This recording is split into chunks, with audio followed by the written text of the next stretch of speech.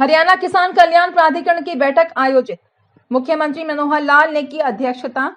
हरियाणा के बिजली मंत्री रंजीत चौटाला, सहकारिता मंत्री बनवारी लाल, पंचायत मंत्री देवेंद्र सिंह बबली, किसान कल्याण प्राधिकरण के अध्यक्ष सुभाष बराला सहित अधिकारियों ने की शिरकत। बैठक के बाद हरियाणा किसान कल्याण प्राधिकरण के अध्यक्ष सुभाष बराला का बयान। आज की बैठक में पिछली बैठक में जो स्टडी ग्रुप बनाए गए थे उन सभी पर चर्चा हुई है। पिछली बैठक में जल भराव, पशुपालन, प्राकृतिक और जहर रहित खेती आदि मसालों पर अध्ययन को कहा गया था। आज इन्हीं की आज मुख्यमंत्री ने समीक्षा की है। आज अलग अलग विभागों को टारगेट देकर काम करने को कहा है। पशुपालन, सहकारिता, मछली पालन, वन विभागों को अलग अलग योजनाएं बनाकर किसानों की समस्याओं का अध्ययन और उनके समाधान को रोड मैप बनाने को कहा है। हरियाणा के मुख्यमंत्री मनोहर लाल किसानों को खुशहाल बनाने के लिए काम कर रहे हैं। मुख्यमंत्री चाहते हैं कि खेती किसानों के लिए लाभदायक बने। किसान परंपरागत खेती छोड़कर आधुनिक खेती की तरफ बढ़ें। किसानों को कैसे सरकारी योजनाओं का लाभ पहुंचे, यह मुख्यमंत्री का मुख्य ध्येय है। भविष्य में इन योजनाओं के दूरगामी परिणाम निकलेंगे। नेता विपक्ष भूपेंद्र सिंह हुड्डा को परिवर्तन निदेशालय ने पूछताछ के लिए बुलाने पर सुभाष बराला का बयान। यह एक सामान्य पूछताछ है। परिवर्तन निदेशालय को यदि कुछ भी लगता है तो वह एक सामान्य आदमी को भी पूछताछ के लिए बुला सकती है। जिन लोगों के खिलाफ कोई शिकायत या मुद्दा होता है उन्हीं से पूछताछ होती है। इसमें कुछ भी गलत नहीं है। पूछताछ के बाद ही कुछ साफ होगा। हिसार में कांग्रेस नेता कुमारी शैलजा, रणदीप सिंह सुरजेवाला और किरण चौधरी की संदेश यात्रा पर सुभाष बराला की प्रतिक्रिया। कांग्रेस के सभी नेता अपनी डफली और अपना राज अलपाते हैं। हर नेता का अपना संगठन है, अपनी नीति है और अपने तरीके से काम करते हैं। हरियाणा में लंबे समय से कांग्रेस का संगठन नहीं बन पाया। सब अपने अपने इलाकों में ही राग अलापते हैं। कांग्रेस में अशोक तंवर, कुमारी शैलजा तक प्रदेश अध्यक्ष बन चुके हैं, लेकिन संगठन नहीं बना। कांग्रेस ऐसे ही चलती रहेगी, जबकि आज भारतीय जनता पार्टी धरातल पर जाकर पार्टी को मजबूत करने के साथ आगामी लोकसभा और विधानसभा चुनाव की तैयारी भी शुरू कर दी है। देखिए, आज की इस बैठक में जो पीछे की बैठक थी उसमें कुछ स्टडी ग्रुप बनाए थे मुख्यमंत्री जी ने, उनके ऊपर चर्चा आज इस बैठक में हुई है।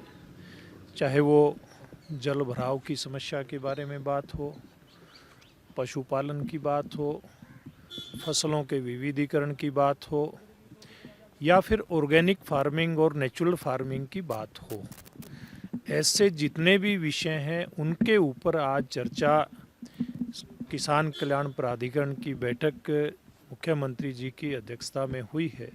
और इसमें अलग अलग विभागों को इसके ऊपर आगामी एक टारगेट दे करके मुख्यमंत्री जी ने कहा है कि चाहे वो योजनाएं कोऑपरेटिव डिपार्टमेंट की हों या पशुपालन विभाग की हों, फिशरीज़ की हों, फॉरेस्ट्री की हों, ऐसे सब विभागों को अलग अलग टारगेट दिया है कि योजना बना करके ये जो पीछे जो अलग अलग विषयों पर किसानों की समस्याएं हैं, इनका अध्ययन करके और इनका समाधान किया जाए। मुख्य रूप से आज की इस बैठक का ये एजेंडा रहा है।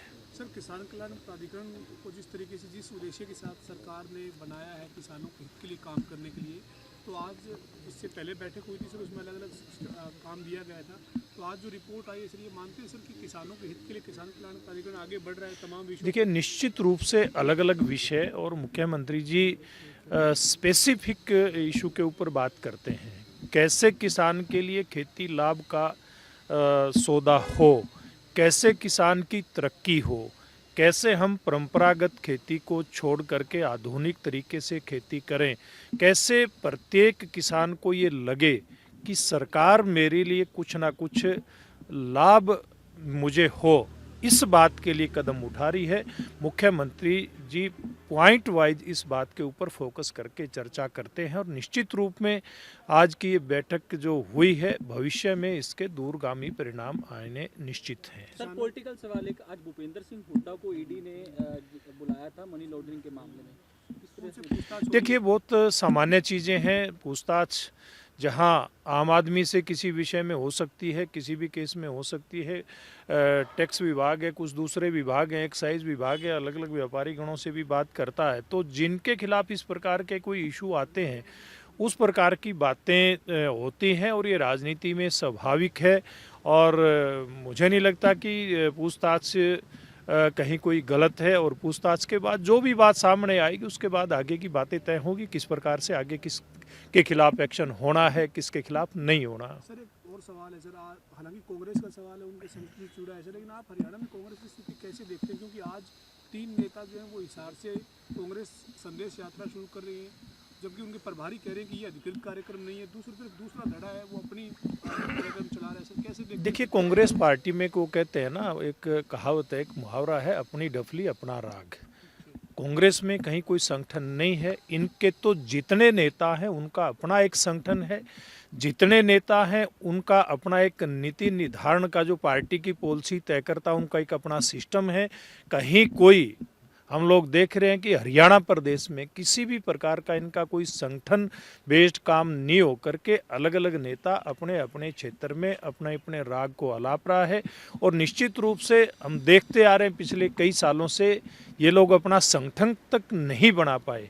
हम लोगों ने पहले अशोक तंवर को देखा, उसके बाद कुमारी शैलजा को देखा, अब हम उदय भान जी को देख रहे हैं। तो ये पहले भी इसी प्रकार से एक नाकामयाबी का दौर इन लोगों का रहा है, और भविष्य में भी ये पार्टी इसी प्रकार से रहेगी। और दूसरी तरफ भारतीय जनता पार्टी से जैसे दल जो आज केंद्र में भी सरकार चला रहे हैं, हरियाणा में भी सरकार चला रहे हैं, हमने ग्रास रूट लेवल पर अपने संगठन को मजबूत करते हुए अपने चुनाव को भी गति देने का काम शुरू कर दिया है। रिपोर्ट उमंग शियोराण।